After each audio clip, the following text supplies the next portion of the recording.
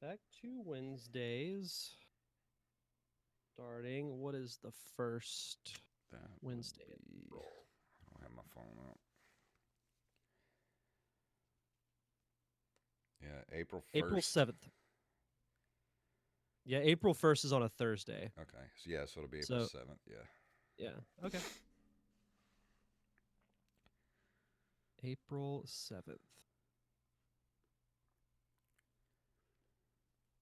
And I have the code here for Metaloid. But if we don't get a lot of people in the chat, I'll just do it where people can send us a picture of them listening to this episode, kind of like what Story Mode did. And whoever sends us pictures, I'll pick from them. Do a Okay. random pick. Yeah, that'll work.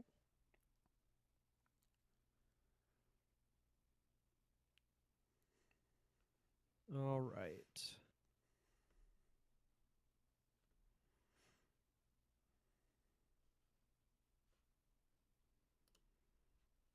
Oh, I need to go to Twitter.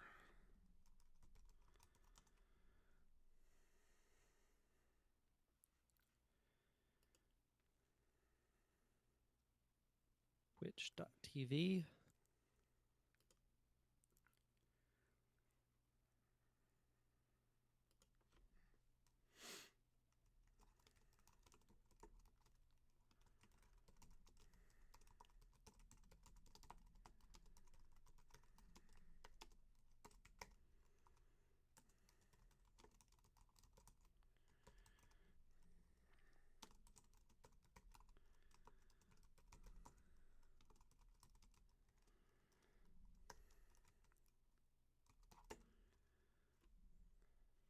Metaloid Origin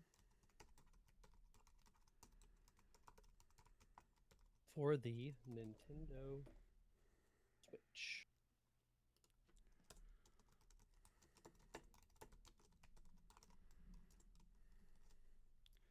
Tweet.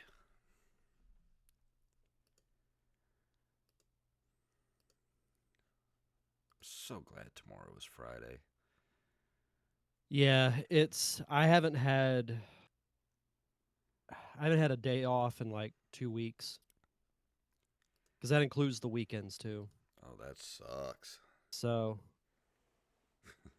yeah, I'm definitely gonna be. I plan on doing nothing this weekend. Yeah, we were supposed to record. The band was supposed to go record Sunday, pre-taping for Red Radio Studios or something like that.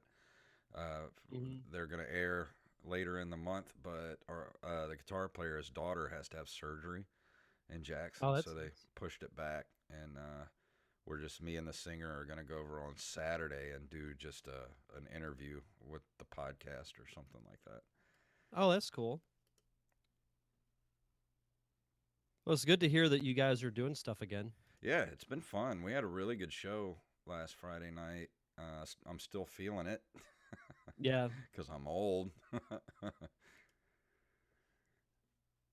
that's kind of how I feel about running camera. Like my shoulder's still Oh, bothering me. dude, my shoulders have been wrecked the last few days. Yeah. Yeah, it was Monday was when it finally hit me because Monday I didn't have to be at the base center until 10 Mm-hmm. because Friday, Saturday, and Sunday we did 4 basketball games in one day, Oof. and I had to be there at 8 a.m. Jeez, and I didn't man. get home until like 10:30 or 11. But God. but it's gonna be a really nice paycheck. I'm sure. Jesus. And I'm like, yeah, I'm not ready for baseball season. I don't blame you.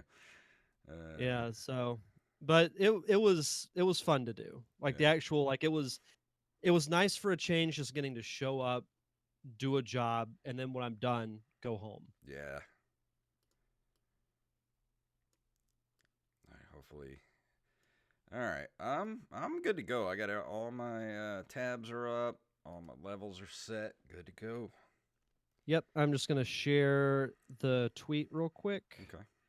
and then I'll be good. All right. Here we Come go. on. And all right. All right, here we go. 3, 2, 1. Do you like this show and you want to help support us? Do you want us to stay ad-free?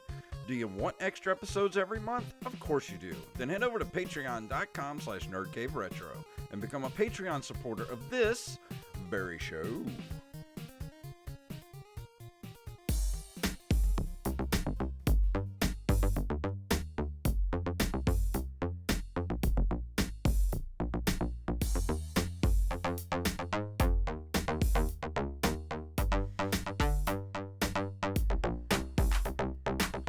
Greetings, programs, and welcome to the Nerd Cave Retro Show. My name is Jason Robbins.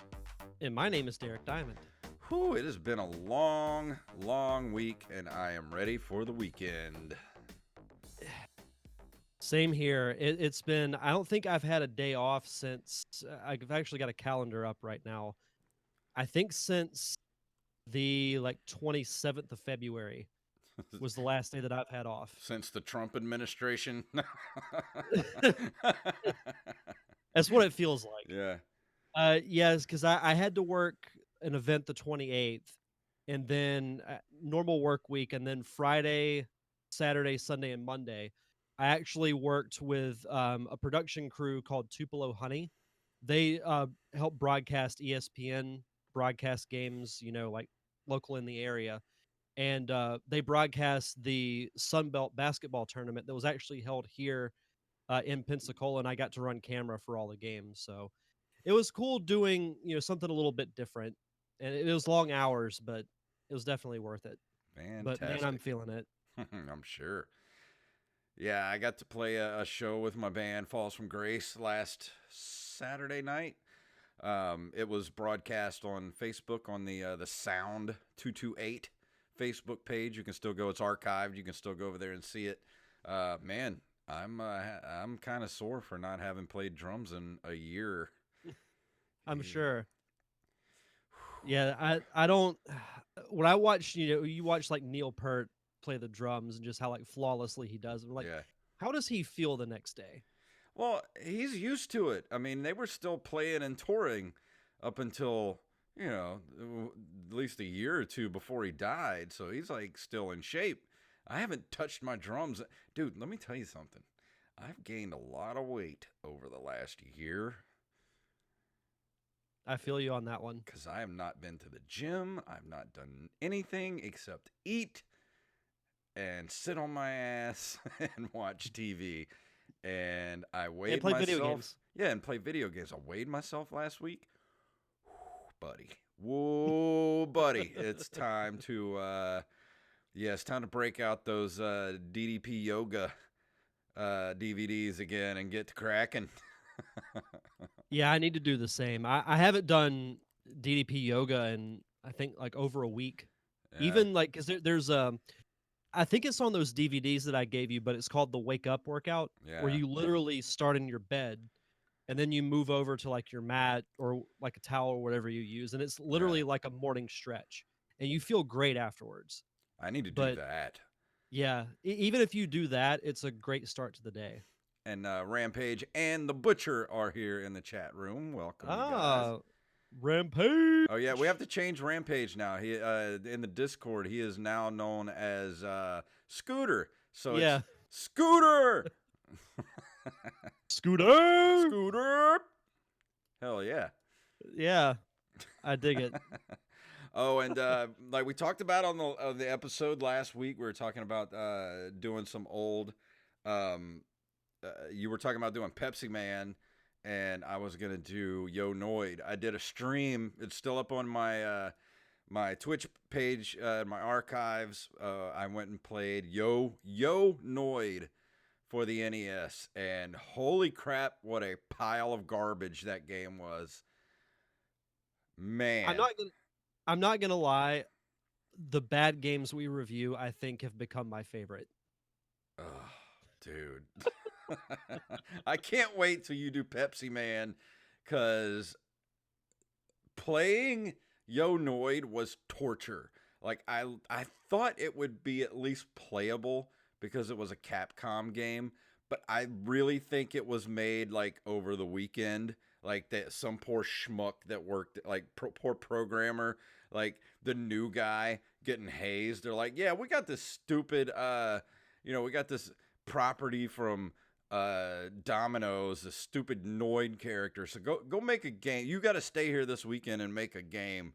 And that's what he did all weekend, was make this crappy game that I unfortunately played on Twitch the other day.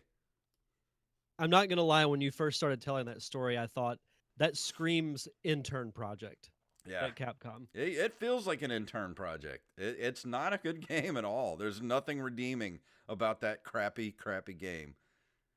I already know that when I start Pepsi Man, I'm gonna question my existence as a gamer. Yeah. Next. Oh no, Rampage. I think I would rather play Karate Kid than Yo Noid. At least I have nostalgia for the Karate Kid game. Even though it is a turd of a game, I still have some nostalgia for it. And Noid, I had no nostalgia for. Like I remember those commercials as a kid, those Noid commercials for Domino's, but I still don't understand like why. Just why. I don't get it. Like, what was the Noid supposed to be? What was his purpose? I don't get it.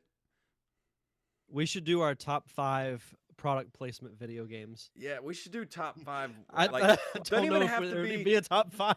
Doesn't even have to be video games. Just be like top 5 weirdest, like, advertising mascots. Like, you could have like Yo Noid. You could have the King, that weird, creepy King. What are some other really weird ones? Oh, Mac Tonight. Do you remember Mac Tonight back in the 80s for it was a McDonald's commercial. Yeah, Rampage. We mean bottom 5. Dude, go on YouTube tonight and look up Mac Tonight. He was a spokesman for McDonald's.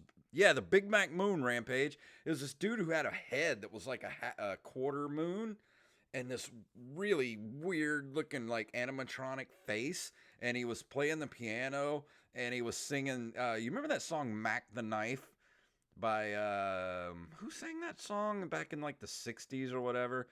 But anyway, they changed the lyrics to Mac Tonight because McDonald's was trying to rebrand themselves from being like a kid's like fast food place to being somewhere like adults could go have dinner. So like enjoy a Mac Tonight, and like so they had this weird fever dream of a moon-faced guy playing a piano, and it's nightmare fuel. Rampage says max headroom for Coke. Yeah, that's a good one, Rampage. Do you remember the... go ahead. I was going to say, did you ever watch the Max Headroom TV show they had back in the 80s? I didn't know there was a Max Headroom TV show. Yeah, and it was weird. I bet they're on YouTube. Oh, they have to be. Maybe we should do a commentary for one. Oh my God. We should do that and the Donkey Kong Country cartoon series, like as a combined episode. I'm down. I would love to. I literally have not thought about that Max Headroom TV show. I haven't thought about Max Headroom since like 1988. Like that was another one of those weird 80s things that just, what? That's how I felt when we were talking about Donkey Kong Country. I'm like, I haven't thought of that series since the last time I watched it as a kid. Yeah, let's do that as one of our roundtable discussions one month. Just the weirdest advertising mascots since the 80s. Do you remember the Filet-O-Fish commercials with the singing bass? No, I do not. So they had, I think his name was like Billy Big Mouth Bass or something like that. Well, that was that weird fish that was on the thing on the wall, and would move like yeah. Give me back that Filet-O-Fish. I don't remember that at all. You should have to look this up. Ooh, that sounds weird. Ugh. Yeah, it was kind of creepy. It was really creepy. And I saw something on Twitter the other day, and this will probably get us the explicit tag, but somebody tagged. Well, they had a picture of a purple butt plug, and then next to it was a picture of the Grimace, and I'm like, you're telling me All these years later, that the Grimace is just a giant purple butt plug. I can never unsee this. Now we know what the Grimace really was. I mean, let's be honest. None of us are surprised. Oh man. He was Oof. always like the odd one out to me as far as like those characters, because I Yeah. can briefly remember them as a kid. Like I remembered obviously Ronald McDonald. You had the Hamburglar, Grimace, then you had the weird bird chick. Yeah. Bird I can't remember her name. Birdie? Was it just Birdie? Might have been Birdie. Because I used to have those glasses too, like the whole set of the McDonald's glasses that had like some weird pirate dude and like the Hamburglar and like all this other stuff. Yeah, Rampage says it's Birdie. So I knew that sounded from. Do you remember going to McDonald's when you were a kid and there was like a phone sitting there and you could answer, like pick up the phone, dial a number. It would say like hit whatever number and like you could talk to Ronald McDonald. Do you remember this, or am I just having Mm-mm. like a weird, like, I remember there being like a Ronald McDonald statue sitting on a bench that yeah, you I could talk remember business with, those. but I don't remember a phone. Yeah, I remember there being a phone in McDonald's, like up near the registers, and you could talk to Ronald McDonald. Oh, Rampage says Fry Kids and McNugget Buddies. I actually might still have my McNugget Buddies toys from when I was a kid. I used to have Because some of those too. I saved a lot of like the Happy Meal toys from when I was a kid. They're still at my parents' house. Because I remember Yeah, when Sonic 3 came out, they had like 5 different toys you could get from that game, and I had all of them. I used to love collecting those little toys, the little plastic figures you could get in the Happy Meals. I used to have the whole set of like the California raisins. I had a Hmm. bunch of Smurfs. And Yep. what were some other ones that they had? Man, they had good toys when we were kids. They weren't crap. Yeah. Between McDonald's and Burger King, you had solid toys. Yeah, Because I no. remember from Burger King getting the Pokemon. They had like limited edition gold trading cards that you could get inside Pokeballs Really? that, that coincided with the first movie that came out back in the late 90s. I don't remember that. Mm-hmm. I used to collect. They used to give you glasses that you could collect too. Like I said, I had a whole set of like the McDonald's glasses. I still have ET glasses that I think I got from Burger King when I was a kid. And they're in perfect condition too. Like Did ET they do the Disney glasses, glasses? probably. Yeah, you Because could go. I remember getting Disney glasses when I was a kid. Because I remember having like a Beauty and the Beast one. I had I think an Aladdin one Mhm. and a couple of others. And I have I can't some remember where they were from. almost a whole set of the Batman Forever coffee mugs, the glass coffee mugs from Burger King, I think. Oh, I would love to have those. Yeah, they might have been from McDonald's. I think they might have been from Burger King. I don't remember. Oh, But Rampage says McDonald's because he yeah, said he had the same those are ones. really nice because they were like molded. Like and man, they just don't do stuff like that anymore. Like you go get a meal and then for like an extra dollar you get like a glass of something. Like give cool stuff like that anymore. No, no, they do not. No. Unfortunately, I mean, even looking at like toy sections now, it's like stuff is just it's not the same. We had it better when we were kids. The only thing that I will give kids today is that there are much more Nintendo toys that you can get in stores. Oh yeah. Because I remember it being a huge deal finding like a Sonic figure in Toys R Us as a kid, and now it's like you can find one at Walmart. Oh dude, there was no such thing as like Mario toys or anything like that when I was a kid. It was all just it was video game and Nintendo Power. That was it. You could get so every quarter Nintendo Power would have a catalog where you could order merchandise. Because I remember as a kid having a Mario hat, and I wore that thing like so much until it like I physically wore it out to where like it fell apart. But you could get cool stuff like like hats, T-shirts. Hmm. I think you could get like a coffee mug, and now you can really get it anywhere. Yeah. I wish I could go back to being a kid again. I would love to go visit the 80s and 90s, the age I am now. Yeah, exactly. I would love to go back to the 80s and go to an arcade. Oh, me too. That would be so cool. If I were to go to the 80s, arcade would definitely be up there. seeing several movies in theaters would be Yeah. up there. I'd For love to see Batman 89 in the theater again, like first showing. oh, absolutely. That'd be so much fun. And then for 90s, I would love to go to like an Attitude Era WWF show. Yeah, that'd be Like the age awesome. I am now, oh my God. And then I would go buy like $500 worth of Microsoft and Apple stock back in Yes. '89. And live like a king. Yeah, oh yeah. But we got some cool news to get to. You ready to get to it? Let's do it.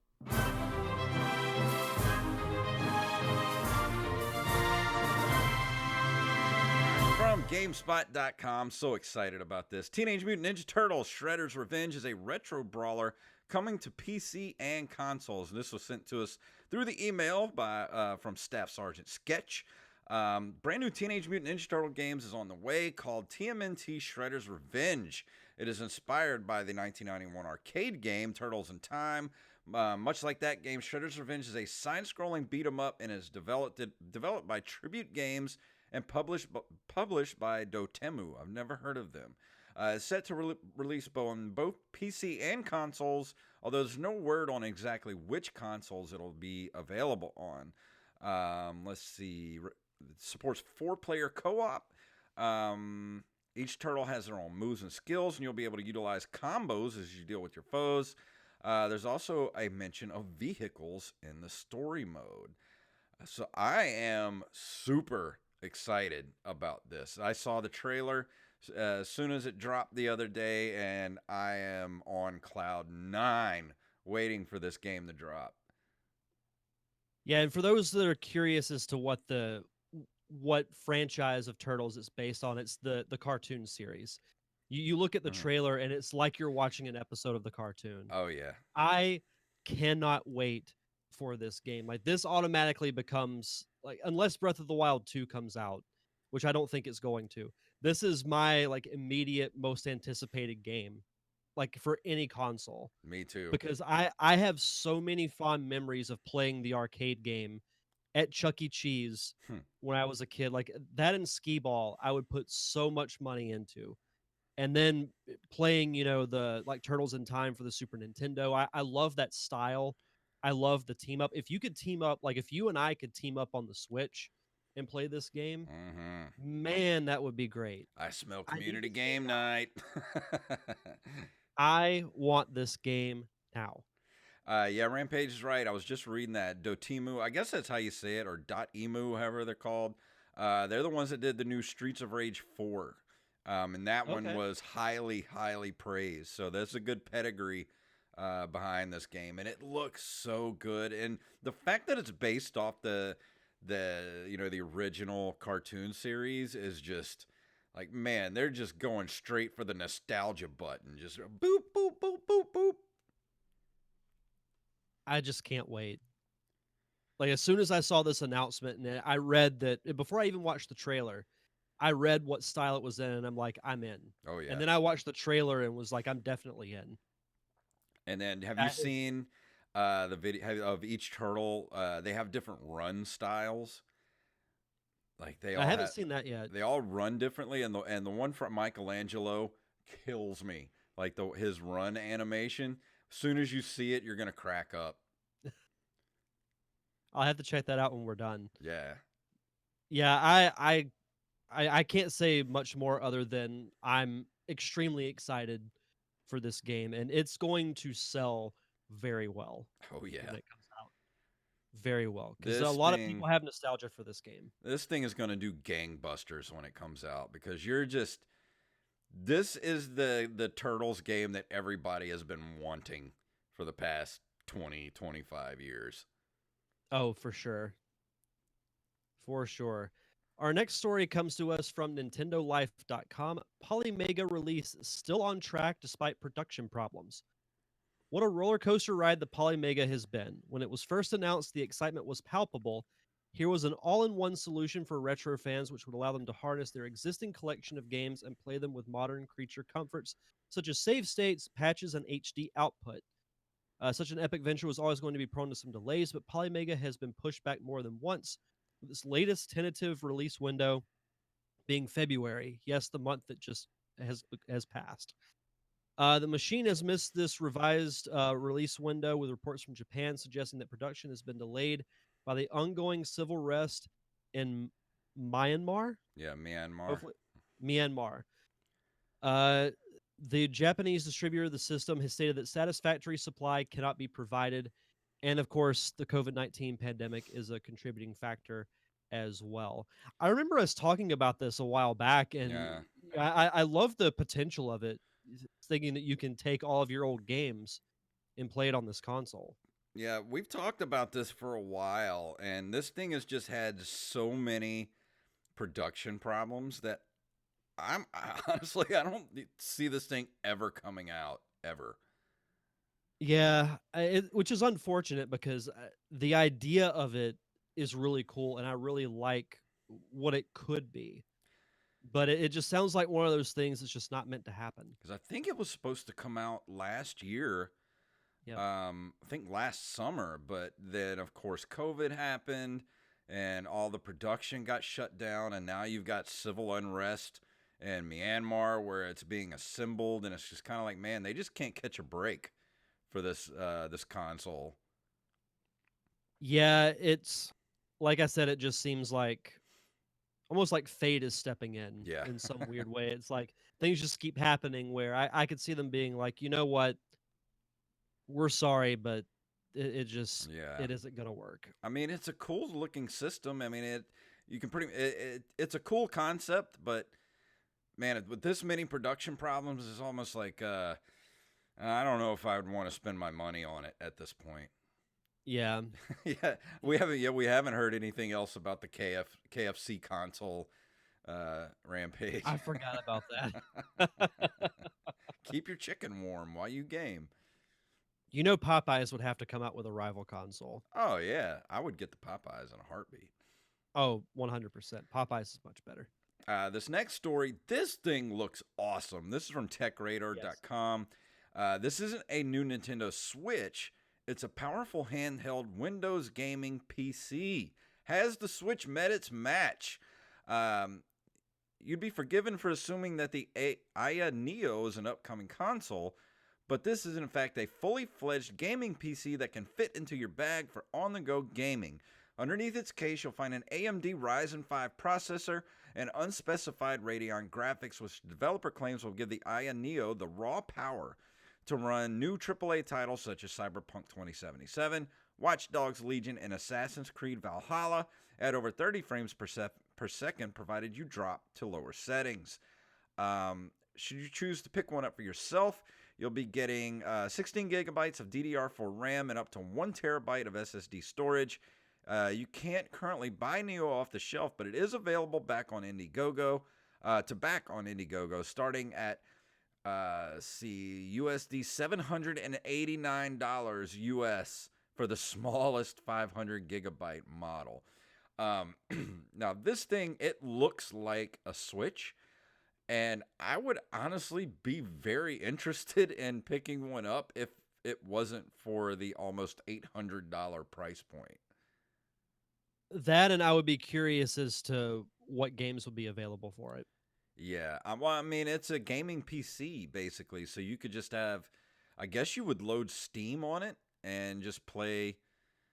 I guess like Microsoft, because they've got the Microsoft, what do they call it? The Xbox, what's their service?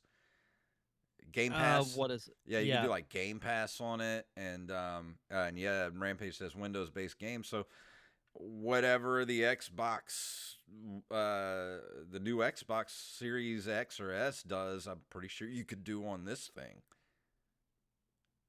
$800 is a lot of money to throw at it, though. Yeah, but that's pretty much what you're going to pay for a decent gaming laptop at the same time. It just depends on, do you want a laptop or do you want a basically a portable Switch-like computer? Yeah. The Microsoft Switch. Yeah. It looks cool, though. I dig the design for it.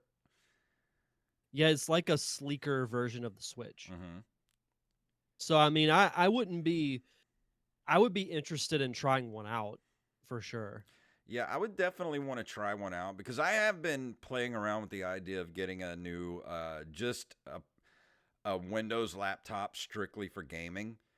But I mean, if I could pick up something like this, but like I said, the $800 price point kind of prices me out of it. But I mean, if this thing was roughly $400 or $500, I would seriously look into it, or at least play one to see what it's like. Yeah, same. Like I said, I like the look of it. Um, it sounds very powerful, definitely more powerful than the Switch. But Yeah. I would, I wish that I could like physically hold one and try it out Hmm. before I'd be like, okay, I'll get it. Yeah. But But I like I, like the idea of it though. but if I'm gonna spend $800 for PC gaming, I'm just gonna go ahead and get a laptop, like a good laptop. Yeah, yeah, I would agree with that. Our last story comes to us from NintendoEnthusiast.com. Ninja Gaiden no damage run achieved after over 30 years.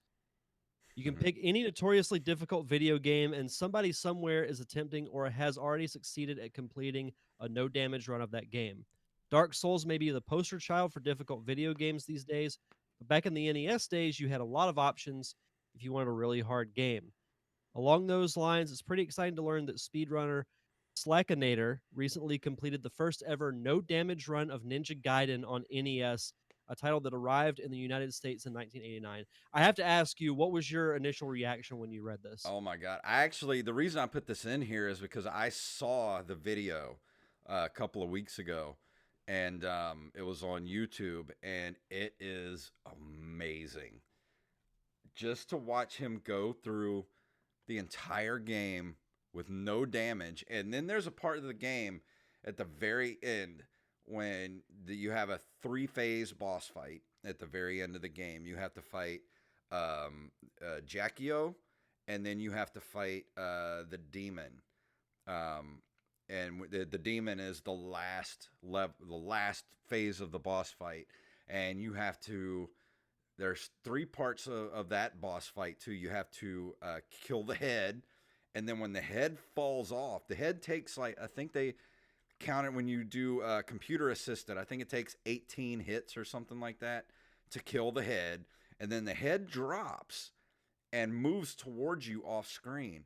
And up until this, he did this. There was no way to either jump over the head or kill the head because they learned with a computer assisted run that once the head drops, it's still another 5 hits and you can destroy the head. But no one's been able to physically do it because if you take care of the head, then you can just kill the tail and then kill the heart. And if you can do that without getting hit, you would have, a damageless run.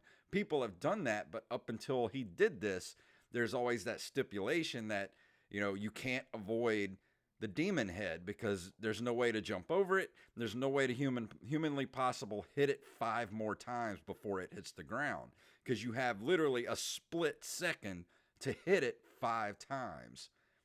He did it. And now I've been watching him. I subscribe to him on Twitch. He can do it like consistently at this point to where he can kill the demon head before it hits the ground and moves towards him. So he can do a damageless run pretty much on repeat at this point. It's amazing. That's insane. Like just I don't think you understand the amount of speed you have to have when you're doing what's called mashing or slash canceling to on Ninja Gaiden, and Arcus is pretty much one of the best at it, who is the world record holder for the fastest time on Ninja Gaiden. But even I don't even think he can do it that fast. For some reason, this dude can, and he can defeat. You literally have to hit that demon head like 22 or 23 times. Like you hit it the initial 15 or 18 times, it falls off, and you have a split second to hit it 5 more times. I mean, that's like inhuman to be able to do that. You have to go watch the video. It's amazing. Well, even in addition to that, making it through the game as a whole, because I've watched you play it Mm. whenever you streamed it, and like I certainly know I couldn't do it. So to get through the entire game leading up to that Without without getting getting hit. hit is an accomplishment all in itself. Yeah, just to get to that point without getting hit, that's amazing in itself. But then if you can go through the entire game without taking a single hit of damage, that's inhuman. Like that there's no further there's nowhere else to go. I mean, you've hit the ceiling on that game at that point. I feel like I would retire from gaming I would too. I after mean, I did there's that. nothing left to do unless he wants to go for a world record, which, I don't know if you're going to beat Arcus at the world record. I mean, he might try, but at the same time, it's like, dude, you did a damageless run. I mean, you and Arcus are like neck and neck for the two best Ninja Gaiden players on the planet. I mean, Yeah. there's no getting above you two guys. Like, you're the best. Rampage says, I've never beaten this game at all. I've gotten to the end, but haven't beaten it. It's a challenge. It's not for the faint of heart. I mean, it's one of those games. It's taken me over 30 years to get to where I can beat it consistently. I mean, I can pretty much beat it, every time I play it at this point, but to get to that point has taken 30 years. 30 freaking years to beat that damn game. That whole thing just is like speed runs, no damage runs, like all of those are mind blowing to me just because I know that I could never do that. Yeah, go check out that dude Slackinator on Twitch, and you can look it up on YouTube. His damageless run. There's some couple other people that explained how he did it. Like there's some explanation videos on how they found out that how many hits it takes to do it and how he did it. It's crazy. It's just nuts. Yeah, I need to check that out too. But we're actually at the 32-minute mark. Do you want to skip history this month, or you want to just go through it pretty quick, or I'll leave that up to you? We can push it back to next week. Okay. But before we go into the review for tonight, Derek has shout outs. Yes, as always, we like to shout out our awesome patrons over at patreon.com/nerdcaveretro. We want to shout out Armez Jackson, XBlade07, Daniel Salmon, John Jekyll, aka Mixmaster, Carlos Longoria, Staff Sergeant Sketch, Randy Bailey, Tyler Watson, Justin Olson, Brandon Rutledge, Donner Party of Five, and Gus and Penny. Thank you guys so much for your continued contributions to the Nerd Cave Retro Show. And because you've kept us at the $50 level, we will continue to do fun commentary tracks for you guys. And it looks like we're going to be doing The Muppet Show and Captain N for this month, which won the Patreon poll. So we'll have to set that up to do a little bit later this month. I'll be posting the poll for the new roundtable discussion for April when this show is over. We have decided that we're going to do Mega Man for this month. So we'll be doing that last Thursday of the month. So if you want to be a part of our awesome Patreon community and vote on things such as this, head on over to patreon.com/nerdcaveretro. And tonight we're going to be talking about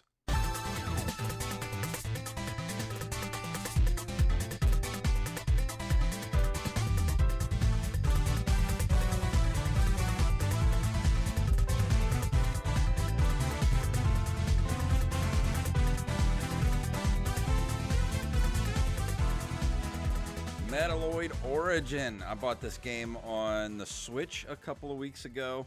It is a fast-paced run-and-gun 2D platformer. Take on the role of one of 3 android warriors known as Predator and dash through 9 different levels in order to save their planet from a robot army led by Lucian Corp, whom invade their planet and exploit the planetary resources to fuel their galactic war efforts. I played this on, like I said, on the Switch. I got it it was on sale when I got it. I think it normally runs for, $6, $5.99. I got it for like $1 something. Worth every penny. Even at full price, it's totally worth it because it is, you can definitely tell the creators of this game, the programmers and everything, you definitely tell that they were big fans of the Mega Man X series, like the Mega Man games in particular, but the Mega Man X games, especially like the newer Mega Man 11, like that type of the 16-bit era of the Mega Man games and beyond. Um, because it's got that kind of that look and that style, that feel. It, of course, it doesn't have the irritating dialogue boxes every 3 seconds, unlike Mega Man X, which I like. But you know my love for Mega Man, and anything that tries to emulate Mega Man on some level, I'm definitely has my heart. Yeah, I was actually going to say, with looking at, screen caps and watching some video of gameplay, definitely had a Mega Man X feel to it as far as, like that kind of bright 16-bit Hmm. feel and look that those games had. So instantly I thought of Mega Man X when I looked up this game. Yeah, and you definitely have to listen. This is one of those games you definitely want to play if you're playing like in handheld mode or whatever. You definitely want to listen with the headphones on, because man, like the sound design and the music are so cool in this game. And like I said, it's a 2D platformer. Um, it is, you got your choice of three different androids, sort of Mega Man-ish type characters. They each kind of have their own different guns and things like that. I haven't played all three. I just played one of them so far. I'm almost done with the game, but it's one of those games that definitely the final bosses definitely get tougher, way tougher the further you get in the game. And I'm on level 8 right now, and I'm to the point where I haven't upgraded myself enough like I should. So now I'm going back to the earlier levels, and you collect like gems throughout each of the levels. You have like regular gems that are worth like 1 point a piece or whatever, but then you have hidden gems that are worth like 250 in the level. I think there's like 5 in each level, 5 or 6 in each level that are hidden that you can look for. And it's cool because the each level is sort of like um it's linear but not. It's kind of a hard, like there's different paths you can take throughout the levels, and it takes you to different sections of the level, and you can find like hidden items and stuff like that. But you use those gems to, not only are they used for continues, but they're also because you're gonna die a lot in this game the further you get.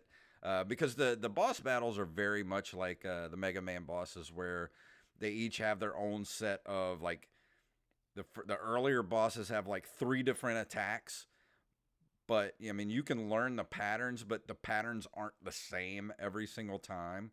Um, the further you get in the game, they'll have their 3 main patterns, and then they'll throw in like a fourth pattern that you have to figure out too on top of the other patterns, which they do the same things, but they never do them in the same order. So it's kind of, you can't go in like knowing what they're gonna do immediately. So you kind of have to. It keeps you on your toes like that when you get to the bosses. But you use those gems throughout the game to upgrade not only your weapons.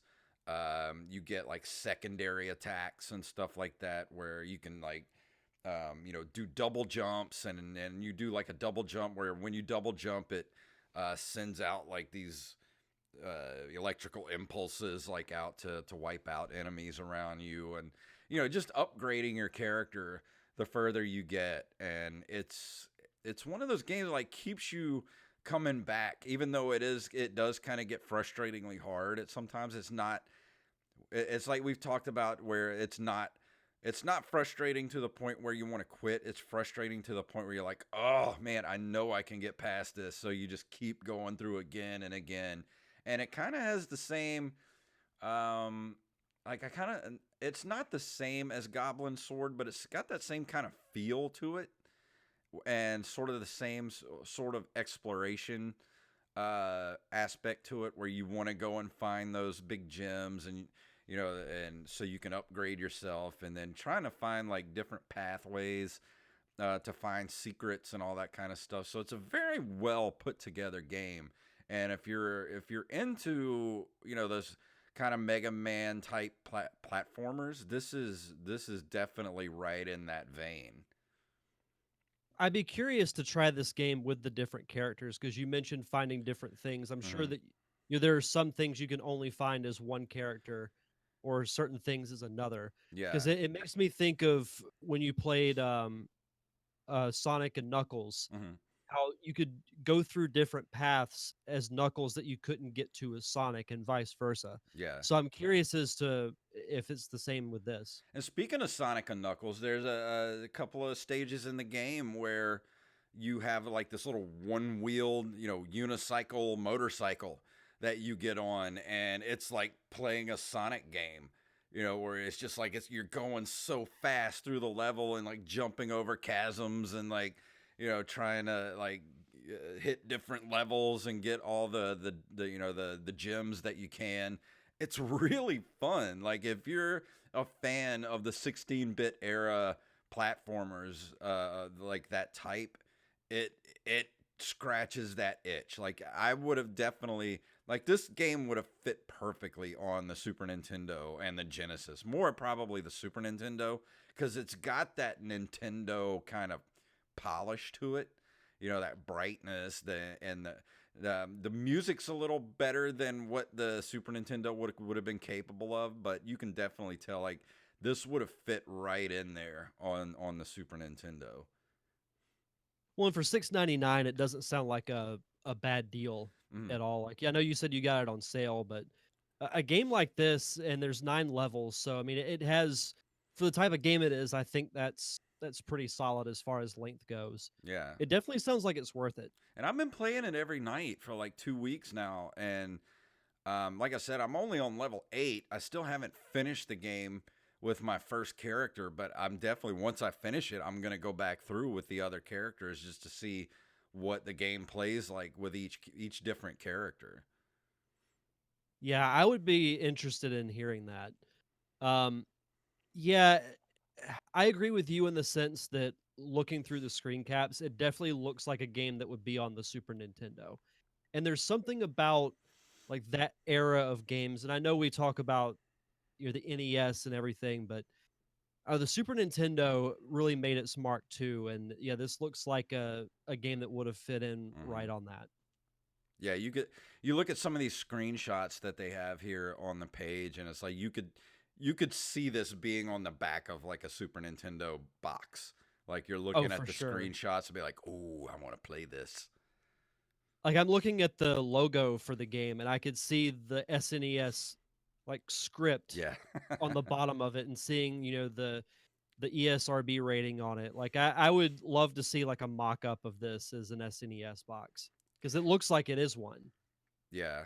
And I really hope that, the characters, like the actual artwork for the game itself looks very anime, and I hope that doesn't turn people off from it because it looks like it might be, oh, this looks kind of like a cutesy little, game. Kind of like the way I did with Kirby for a long time. I was like, oh, that's a cutesy game until I actually played it and I was like, holy crap, this game's great. I just Yeah. hope that it doesn't turn people off. I hope people actually give it a chance and be like, this is a really good platformer, and it's perfect for the Switch, whether handheld or on the TV. I played it a little bit docked, but for the most part, I've been playing it, just kind of lay it on the couch, playing handheld mode, and I've been completely raptured by this game. It's taken attention away from Hades, and that should tell you something about how good this game is. Well, and again, going back to the screen caps, it seems like there's enough action going on that like the look of the characters wouldn't turn people off. Yeah. At least I think so. But that's just me. It says there's two difficulty settings to choose from, too. Some gimmick or enemies would function differently depending on which setting you did choose. I don't remember. It says on the hard difficulty mode, enemies will move faster, deal more damage, or even gain new attack type. I don't remember which difficulty setting I put it on. Hopefully, it's not hard. That's probably why I haven't been able to get past level 8 at this point. Who knows? I don't know. I have to go back and check. Yeah, this game's actually been out for a while. It says here release date was July of 2019.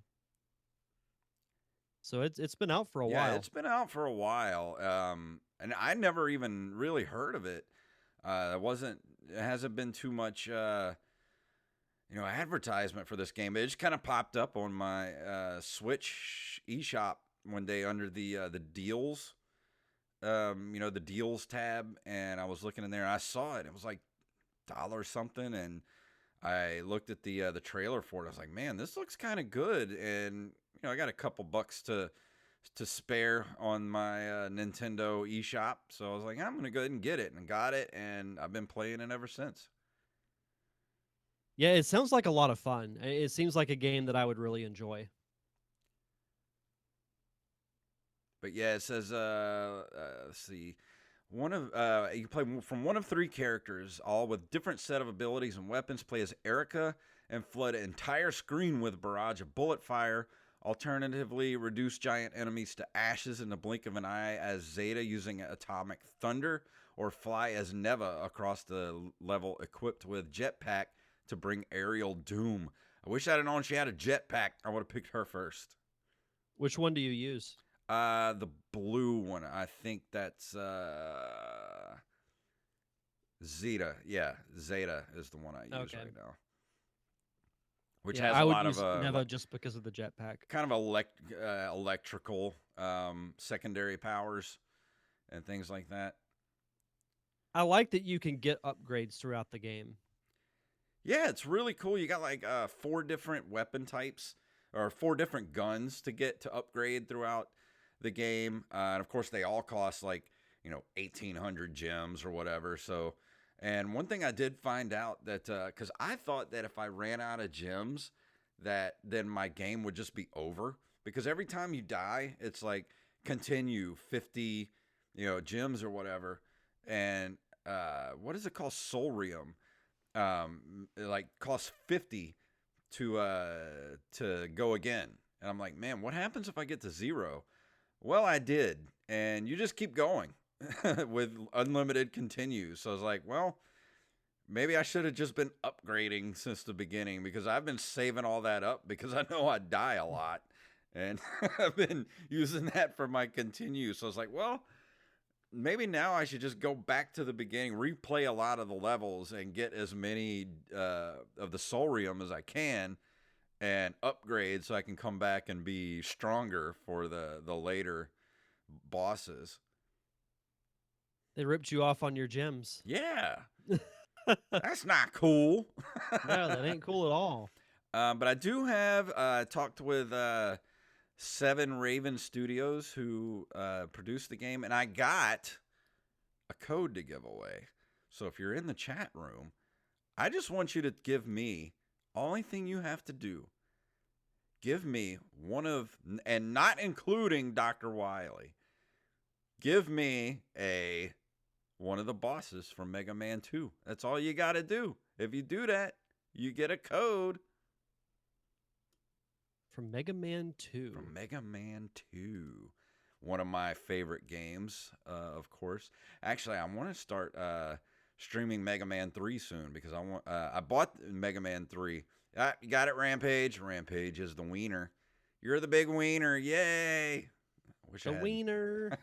I was gonna play air horn for him. There you go. There you go, Rampage. You got it. I want to do Mega Man 3 because I bought it at the Retro Store a couple months back, but I haven't streamed it yet. So I want to play it and review it. Man, I haven't been to the retro gaming store here in several months. Yeah, same. But still, going back to Metaloid Origin, on a scale of 1 to 10, I'm gonna give it a good solid 7.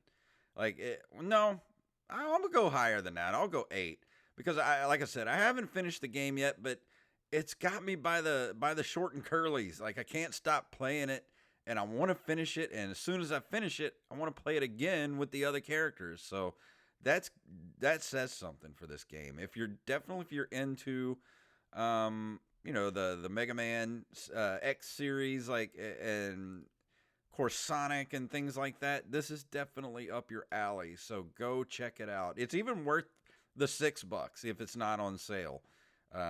Just go get it. It's perfect for the Switch. Fantastic. Even not on the Switch, I think it's on Steam too. You pretty much get it anywhere. Fantastic. So 8 out of 10. It's a good solid I, I score. I like that. Eight's a good score. But next week you are going to be doing trial or Trials of Mana. Trials of Mana. About time. Yep. I've been working at that game. You know, with RPGs, I wanted to put some extended time into it. So I will be discussing that game next week. And I'm now that the pace is picked up, it's a lot of fun. And it reminds me of those old RPGs that I played as a kid, but I'll save my full thoughts for next Yeah. week. And after that, I'll be doing Noid. And then So, I'll do Pepsi Man. so thus begins our Yes. 2 weeks of crap. Uh can't wait. I haven't played a game this bad since Fester's Quest. I think the Fester's Quest discussion might be like, you want to talk about favorite moments from the show. The Fester's Quest review, I think, has to be up there for me. Yeah. Yeah. I just hope when I do the do the Yonoid review, I don't come down with a fever and get the flu again. Yeah, like I well, did that last wasn't time. fun, but like the ranting about the game was the fun part. Yeah.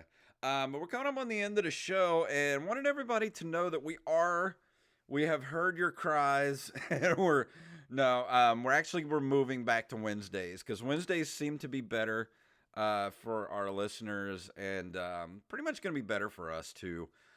So we're going to move back to Wednesdays. I'll be doing both of my podcasts on Wednesday nights, so we're going to stick with the 8 o'clock time slot. But hopefully, everybody that used to be able to join us in the chat room will be able to again, because a lot of people didn't get to join us over here on Thursday because people had to work, weird schedules. So we're moving back. So hopefully, see you guys back in the chat room again because we miss you guys so much. We do. We definitely do. No, and I think it's good to move back to Wednesdays. I mean, what's the cool part about doing this show live is the interaction Mm-hmm. with the chat, and I remember it being mentioned when we were going to move to Thursdays that a lot of people were saying they couldn't make it. So Yeah. it'll be good to have everybody back. So beginning April 7th. April 7th. April 7th, we will be back on Wednesday nights right here, 8 p.m. Central Standard Time on my Twitch channel. Wacky Wednesdays. Wacky Wednesdays is back. So tell us, I listened to the latest episode of Derek Diamond Experience, and man, I want to watch that documentary, but I'm also scared too because of I am someone who was bullied in school, and it might be triggering for me. So I don't know if I could sit through the whole thing. Well, it was for me.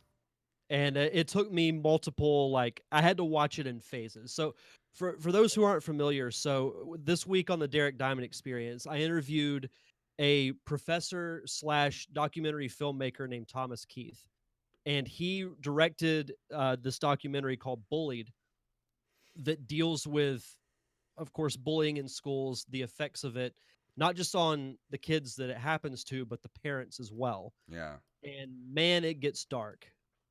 It is not a comfortable documentary to watch. It's going to be, well, for those who are listening, right when the show comes out, it'll be available March 12th. So pretty much whenever you listen to this, it'll be available. It's on Amazon Prime, Sling TV, YouTube Movies, really anywhere you can stream films. But it was, I don't want to say, me saying I enjoyed the interview sounds weird because of the subject matter, but it was nice talking about something different Yeah. on the show, and we get into a pretty in-depth discussion on it. Yeah, it was a So great. definitely check that out. It's a really good episode. So if you haven't listened to it, go check out Derek Diamond Experience, the latest episode. Yeah, it was really good, and I enjoyed the discussion of it because I often say that film can be used as an escape. Mm-hmm. Like I use it as an escape too, but I also think it can be a very great educational tool, and that's what Dr. Keith is doing. Like he said, he's not interested in making narrative films. He only wants to do like academic and educational ones, and he's done a really good one with this. But Yeah. I will forewarn you, Hmm.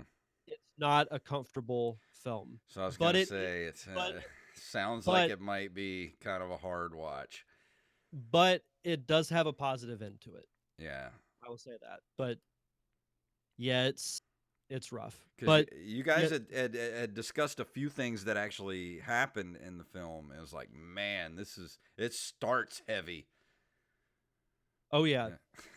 Yeah, it's the way the film starts, and I don't want to say it because like I want people to actually see it, but the first story deals with a kid who killed himself Yeah, because of bullying. it's So horrible. yeah, but it's good that people are bringing that subject matter to light. So Yeah, I give him credit for it. but it's a great episode. Go check it out if you haven't. Derek at D Diamond Experience on Twitter. Yeah, it's and anywhere you can get podcasts, and if you want to find me, it's I'm on all the social medias. You guys know that by now. And go check out last week's Open Micers episode where we talked with Corin Nemec, who you might know from a little show in the 90s called Parker Lewis Can't Lose. He was also in the original Stephen King's adaptation of The Stand, the original miniseries in the 90s. He was on Stargate SG-1, Supernatural, Beverly Hills 90210, and he's got a new project coming out. It's called Blackwater Brass with Jason London and, of course, our buddy Steve Wise, who directed it. And talked to him The about great, that. the great And, Steve Wise. yes, the great and powerful Steve Wise. So go check that out. That's last week. And coming up this week, we talked earlier tonight with a comedian, Nikki Coleman, who very, very, very funny lady. Just go check out. I choked a couple times during that podcast from laughing. So go check that out at Open Micers on Twitter, Open Micers Podcast on Facebook, and pretty much anywhere podcasts are given away for free. Open Micers. Fantastic. So I'm ready to get out of here. How about you? Let's do it. If you'd like to email us, you can email us at nerdcaveretro@gmail.com. We're at nerdcaveretro.com. We're on Instagram and Twitter at nerdcaveretro and individually at jfunktastic and at Derek_Diamond. It has never been easier to go buy merchandise from our show at www.ncrmerch.com. Takes you to our TeePublic store, and we got all kind of t-shirt and masks and stickers and mugs, anything you want. Go check it out, ncrmerch.com. We're on Facebook at facebook.com/nerdcaveretro and also Patreon at patreon.com/nerdcaveretro. And if you can't do that, can't leave us $1 a month, go leave us a review wherever fine podcasts are given away for free. So Derek, please tell them what it's all about. May the way of the hero lead to the Triforce. Yes.